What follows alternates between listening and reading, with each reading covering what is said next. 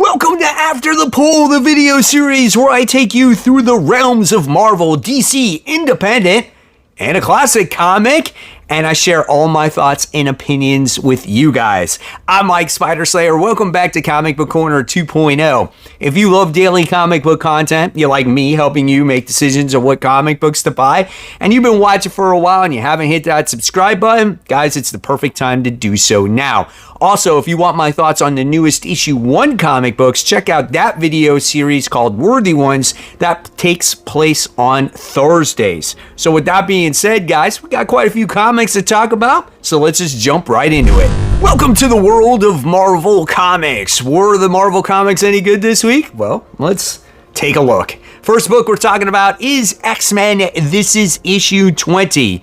Here we get to see Cyclops in a jail cell with Lundquist arguing back and forth with each other. That's pretty much what you get in this entire issue. There was nothing here that had any action, just lots of discussion and just fist punching between Cyclops and this guy. We get to see a lot of coffee talk with each other, just no real action in this particular issue, and I'm not gonna lie, I was actually bored to death. And like I've said, I'm probably not going to read X-Men or Uncanny X-Men anymore until we get this new event that's going to go on. I like to honor my FOC, so that's why I wound up getting this book this week, but there was nothing here that really interests me, so I'm just going to give this book a D. This was just a very, very boring book for me this week. All right, the next book we're talking about is Ultimate Spider-Man Incursion. This is issue 3. Absolutely gorgeous cover. The artwork is okay in this comic book. There's some action scenes in here when it comes to, you know, Miles Morales and the Ultimate X-Men. I think this is the first time that we actually get to see these characters cross paths with another character, period. So it was interesting to see their interactions between each other. They met each other for the first time, like I said, and there's obviously a language barrier, so they can't understand each other, but this continues the plot line of Miles trying to find his younger sister in here, right? You also get the introduction to Silver Samurai in this book. This one was just okay, but again, this was nothing here spectacular or amazing. It just kind of just I don't know, it just was boring to me. So I didn't like it all that much, maybe because I don't have that much of a connection with the Ultimate X-Men because I haven't read that series in a while. So I wound up giving this one a C-. It was just very slow paced for me and nothing really there. All right, the next book was a really fun book this time around, and this goes to Eddie Brock Carnage. This is issue 7. So it has the character Muse in this one, and we get to see how brutal that character actually is, and he is searching for Eddie Brock in here. Eddie Brock was severely hurt in the last issue, and he is dying, and if he can't find somebody to agree with Carnage to kill, then Eddie Brock is going to die. And like I said, you wind up getting to see Muse in the issue, which was actually really cool. You get to see how brutal the character is as he is like literally stabbing cops in the eyes and stuff like that. And yeah, it was fun. I liked it. And we get to see, I feel, the bond between Carnage and Eddie getting a little bit stronger here, but there's a little bit more in-depth plot as time goes along as you read this to obviously continue the storyline. I'm just curious to see how long is Eddie going to be the Carnage symbiote before he becomes Venom again. So this one was a nice little surprise. We'll see how it continues to develop here, and I think it is back on track, so I wound up giving this one a B. All right, the next one we're talking about is Spider-Man and Wolverine. This is issue 4. This is one of those books where you really have to just not take it too seriously and have fun, because this is very much an action series. Reminds you of the 90s where we get to see that over-exaggerated artwork. Now, the disappointing thing in this book is you wind up getting what's his name in here? Gerardo Sandoval is the artist, and you don't get the Corny artwork. And even though he does his very best to imitate that artwork, it's not quite the same. This artist has done Venom books before, and again, it's cool, but Corny Andrews has that real true feel, right? And even though they had the same vibe going, again, not quite the same thing here as Corny Andrews. So when it comes to the story, there was just really a lot of fighting in this book. That's pretty much it. Spider-Man tries to get these bracelets off of our characters in here so they can not transport all over the place.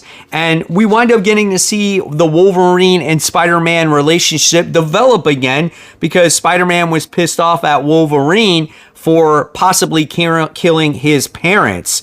So they do battle against this new character, this new villain who's like a samurai / cable character because he's got this robotic arm, right? And then we get to see a particular character enter the mix again, looking to kill Wolverine. And when you read it, you'll find out who it is. Kind of makes sense, right? So this one was another fun one. I gave this one a solid B. Again, this is one of those books where you just have fun reading and enjoy the action with it.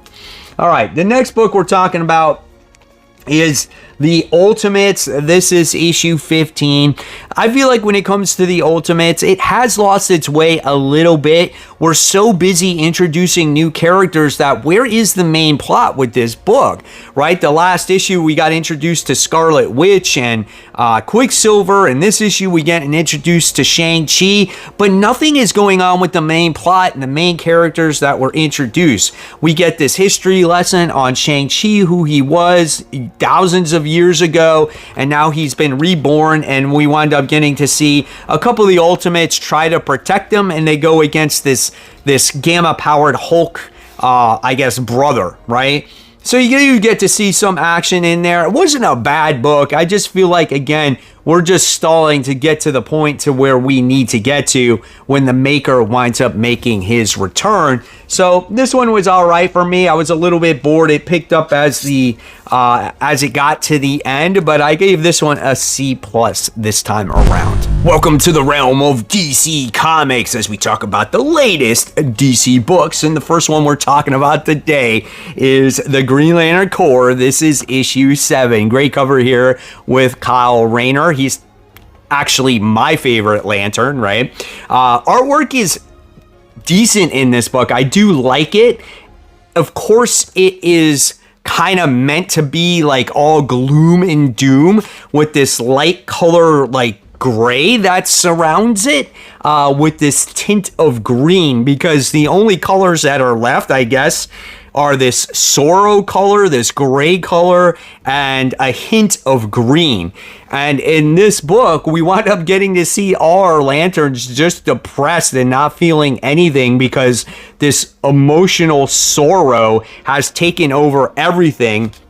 And we got a couple of the Lanterns here coming up with a plan in order to stop or to get the emotional spectrum back, I guess. And they have to make a trip to the source wall. And the only Lanterns that are able to come up with this plan are non-human Lanterns, which I thought was actually really cool. And this goes back to like stuff from the New 52, like the character Relic here and the source wall, and obviously when Kyle Rayner was the White Lantern. So a lot of fun elements in this book, and I'm curious to see literally what happens next as they do make that journey to this source wall. This is very much like a galactic or cosmic adventure. Just a lot of fun. I've been enjoying it. Like I've said before, it's great to see a Green Lantern book back, or a Green Lantern Corps book back. I wound up giving this one a B. Good setup issue here. The next book we're talking about is Batman Dark Patterns. This is issue 9. This is a book that you guys have recommended to me, and I've enjoyed every single issue that's come out. Now, I only started on issue 7. That was this story arc here, and it has to do with Batman pretty much bleeding out on the floor as this old man has shot him basically in the back. And this guy says that he's connected to the Red Hood gang way back in the day, along with these two kids. Now, as you read this story, you do find out who this old man is, who the kids are, and this connection to the Red Hood gang in here. Everything is laid out on the table, and I love how Batman really solved this case. And it was just a really fun book to read, and you guys recommended Dark Patterns to me, and I'm going to recommend Dark Patterns to others who have not read this book yet. It does end on issue 12, so if you don't want to jump on now, you could probably pick up a trade whenever that trade comes out. But I really enjoyed this one. This one was a B+. The next DC book we're talking about is Supergirl. This is issue 4. I'll say it, it's a guilty pleasure book for me. I want to see the adventures of Kara in here, and she's teaming up with Lesla, Lena Luthor, and then we get this mystery character in here who we do find out is that she is some psychic character, and they fight against this Decay character, okay? And we find out how this Decay character originated from, and we find out that based off of previous issues that Lesla Lar is, going to be punished for her crimes, but Kara sits there and goes, let me take her under my wing. I can hopefully teach her how to be a hero and, work under me. And then you end up just getting to see these two team up, and they decide that they need this night out on the town. And so Lena's like, hey, why don't we go to some like goth club? So they all dress up as like goth women and stuff like that, and they all have a good time. And then that's when the Decay character comes around. Listen, this is not my favorite book. It's just one of those books that I read to kind of figure out what's going on, right? But it's just like I kind of dig it. It's almost like a soap opera book for me. Like I said, this is just something that I like to read. I enjoy it. I give it a B-. I was looking for a little bit more of the Decay character to really be formidable, and it seemed like it was very easily wrapped up, but we'll see where this book actually goes in the long term. The book, however, I do enjoy really reading and would recommend to everybody, and this is Superman Action Comics. This is issue 1089. I feel like it's back on track for people to start reading again, as it deals with the adventures of Clark Kent as Superboy, and we get to see him go through those trials and tribulations of him being that hero and who he can trust and not trust. And in this issue, he comes across another hero here by the name of Captain Comet. Now, is he friend or foe in the long term of things? You'll have to read it to find out. But it was really great to see, Clark kind of just dealing with his everyday friends and being able to, again, keep his temper and not do things to the point where it could hurt somebody. We get to see his love for kind of Lana in the issue as well. And yeah, things are being set up for the future of this series. I really enjoy it, and it's just a simpler time for Clark here. Again, I give this one a B+. It's really, really good, but nothing that's quite taking it to the next level yet for me when it came to like the DC books this week. Welcome to the realm of the independent comics, and the first one we're talking about was the conclusion to I Was a Fashion School Serial Killer. This is issue 5. Doug Wagner's done it again. This book is absolutely gory, gruesome, but it has a lot of heart in it as well, as our main character is a fashion school serial killer. And she's gone to this fashion school, but, there's this itch that needed to be scratched, and she had to take on bad guys that developed in this series, and she skinned them alive and used them for her designs, right? And everything gets wrapped up in this book. It wound up going in a much different direction, but this is definitely one of those more gory issues in here, and it did not disappoint. And when I mean gory, we see decapitations, people being burned, people being skinned alive. I mean, they're being chopped in half by umbrellas. I mean, this book delivers it, guys. If you have not read this series, I would recommend it. Or if you have not read any of Doug Wagner's stuff, I would definitely recommend it. It's not for the lighthearted, let me tell you. but he's got some good series, and one of them is called Plastic. There's Plastic, Death and Dolls, Vinyl, Plush. I mean, he's written a lot of stuff here. This was a solid book. It wrapped up real quick, though. I wanted a little bit more from it, but it was good. I gave this one a solid A. All right, the next book, another guilty pleasure book for me. I don't know anybody else that's reading this. Pin-Up-Ocalypse. This is issue 5. This is also no, there's one more issue, I think, of this. Let me just double check if there is one more or not. I think we get one more. Yeah, this is the penultimate issue of this book, as we got to see Roxy and Foxy in here as they wind up teaming up with each other to stop the zombie apocalypse that's happening, right? And we wind up getting to see Roxy try to, or is it Foxy? We wind up seeing Foxy, who is the main character, save like her potential girlfriend in the future from the zombie apocalypse, and it was cool to see it. I love the artwork in the book. It's really well done. I don't know. It just appeals to me for some reason. I couldn't even give you the reason why, but I just like seeing this adventure that these two girls go on, and to see if they actually will survive this apocalypse. And then you wind up finding out who is behind this apocalypse, and it's some kind of like robot thing that like reminds me of like Dr. Octopus, right?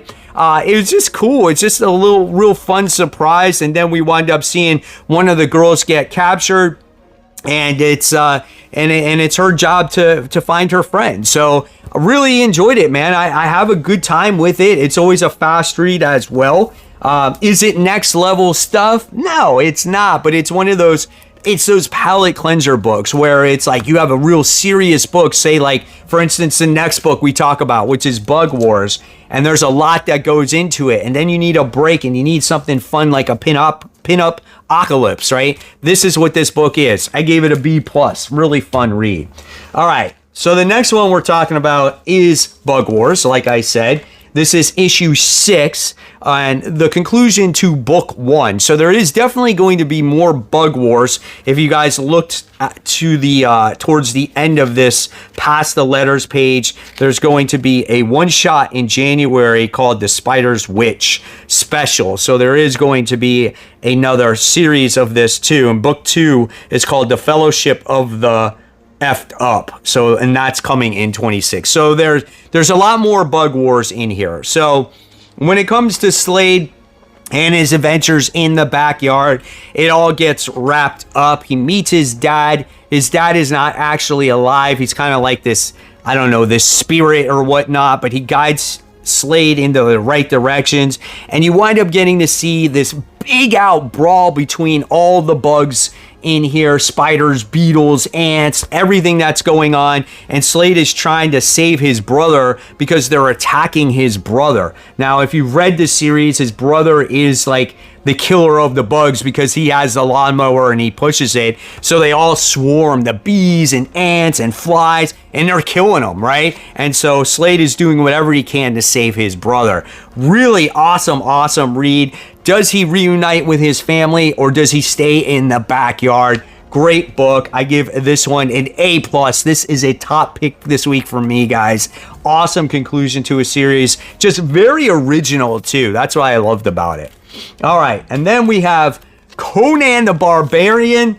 This is issue 23, and another phenomenal book. You know, I was never a Conan fan, really. And the way Jim Zub writes this book makes you want to read each and every single issue, because the way he writes is so entertaining. The way he describes Conan and everything that goes on with all the characters in this book is phenomenal.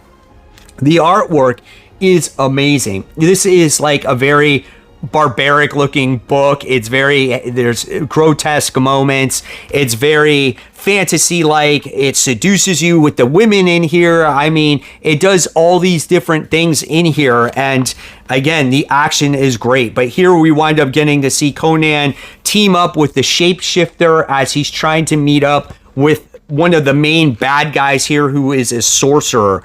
One of the best artwork pages in here is this 2-page spread that delivers as we get to see the main character on his throne, just sitting there, and the confrontation between these characters were really well done. This is just an absolutely phenomenal book. Just do yourself a favor. Don't even worry about when to jump on this book. Just start jumping on it, and hopefully you'll get what's going on. I started around, I don't know, issue 18 or 19, and it just happened to be the beginning of a new story arc, and I absolutely love this book. It is so well done. Another top pick, A+ book for me. Definitely would recommend it all day long. Independent books is where it's at, guys. The best stories come from these books. And then we have the penultimate issue of Transformers when it comes to Daniel Warren Johnson and Jorge Corona's artwork here and this story arc. So when it comes to Transformers, it is like the movie all over again. I mean, you read this, the last page says it all. You do wind up getting to see Optimus Prime kind of like on his deathbed with the whole, chest chamber opened up, and you're like, dude, is he going to survive this time around? You wind up getting to see all the humans kind of pay his respects, and this is what Daniel Warren Johnson does so well. And can Robert Kirkman deliver on that emotional aspect? Because he has, Daniel Warren Johnson has all the humans paying those respects, and that's a teary-eyed moment in here, right? You get to see RC talking with them. You wind up getting to see Ultra Magnus going, "We will defend you, Optimus Prime." Like, there's so many great moments in this comic book. Look at Ultra Magnus's face. Like, it says it all. The war-torn warrior here. He's not a leader. He even admits that in his comic. He is he's just a warrior, right? And he'll do whatever he can to defend Optimus Prime. And there's just this big out brawl that happens. Freaking awesome book, dude. Once again, independence, delivering at all costs here. I mean, A++ top pick. Read Transformers. I have people going, I did not read the first story arc or the first volume. There's trades out for this, guys. You can get the soft cover trades. You can actually wind up getting this deluxe edition here that covers the first 12 issues. If you haven't read it, I mean, you have to read this. I don't even think you need to be a Transformers fan. I think Daniel Warren Johnson can make you a Transformers fan. So go ahead and pick it up. Welcome to the Classic Realm, the segment where we can dive into the 60s, 70s, 80s, or 90s. And I got a good one for you today, guys. It's 1991 once again. And when I was flipping through these short boxes and I saw this, I'm like, oh, I had to cover this. I thought it was the first issue, but I was mistaken. And this is NFL Super Pro Super Bowl special. Now, this is the special that came out before the 12-issue series. Now, the NFL collaborated with Marvel Comics to come out with their own superhero called Super Pro. This is a 48-page comic book for the price of $4. This is the first appearance of Phil Grayfield, who is a superhero attached to the NFL. It's written by Fabian Nikazi, and the art is done by Jose Delabo. Now, when I saw this, I'm like, this is perfect to talk about because football season right around the corner, right? Now, when it's come to the NFL Super Pro Series, this has been regarded as one of the worst series ever created in comics history. It was so stereotypical about how football players use steroids and things like that, but it was this collaboration to see how it would work out, and you would see this NFL Super Pro dude team up with Marvel superheroes. But this is the origin story of our character. Now, when you open up this little graphic novel here, it's 3 chapters. It gives you a story about NFL Super Pro on how he actually goes out onto the streets and he uses his football puns. He's like, it's 4th and goal and I have to stop these guys. And, he fights crime. He's a sports reporter, go figure, for for Chicago, because I think he played for Chicago, and he's doing this interview in the Meadowlands, which I thought was kind of cool, and it's called Inside Sports, right? And as we go along, we find out that one of the players here is using steroids, and we're trying to find out like where these steroids come from, who's creating them, and this football player dude is like, get me my roids or you're gonna be sorry. So they do some investigation on who's behind it. So that's what happens in chapter 1. And then in chapter 2, you wind up finding out who Phil actually is, how he got his superpowers. And out of the 3 chapters in this book, this was the best chapter of them all, because I wanted to know how this Joe Schmo winds up becoming a super pro superhero, okay? So what happens is he is coming out of Alabama, I think it is. He gets drafted 1st round, goes to the Eagles. He tears his ACL, right? Typical story. He goes to rehab, recovers. Then in the 2nd year, he breaks his femur. He's out for the rest of the year again. Next thing you find out, his this teammate, when he goes to Chicago, is climbing up bleachers, and the kid falls off the bleachers. He saves him, and then what happens is he busts up his knee so bad that he can't play football anymore. So now his football career is over. He winds up getting a sports gig, like to do interviews and stuff. So he goes to this famous collector that collects all this NFL stuff. And this guy has everything. And he created the NFL Super Pro uniform. And it's a one-of-a-kind uniform because he thought he would revolutionize the safety of the NFL. But it costs way too much money to actually build these uniforms. It would cost about $5 million per uniform because of all the materials that they're made out of and everything else, but it would limit injuries. So the NFL declined it.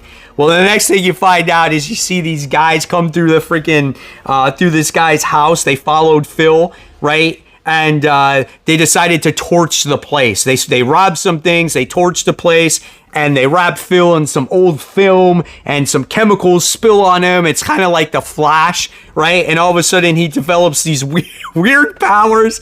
He grabs the suit, which happens to happenly fit him. Like it's made for one person. They literally said that in the book, that it doesn't fit everybody and it happens to fit Phil, right? And the next thing you see is he becomes NFL Super Pro. And then in chapter 3, we go back to the investigation of this guy that does these roids, right? And he gets this last round of roids, and he's like, this is going to put me over the edge. I'm going to be an all-star. So you get to see this guy. He's like almost the size of the Hulk right now. And we wind up seeing him popping the pills. He shoots himself up. He starts foaming at the mouth. And then he starts really roiding out. And he starts becoming like this Hulk-like guy. And he just gets bigger and bigger and bigger until he has a heart attack and he dies. And that is the way the book ends. This book was hilarious. I absolutely loved how cheesy and how bad it was, right? And I can see why this series got canceled after 12 issues, because it's like, I don't know how many comic book readers were into football like I was, but I don't know how many of you were if you read this back in the day. But probably NFL and Marvel just could not collab the right way, right?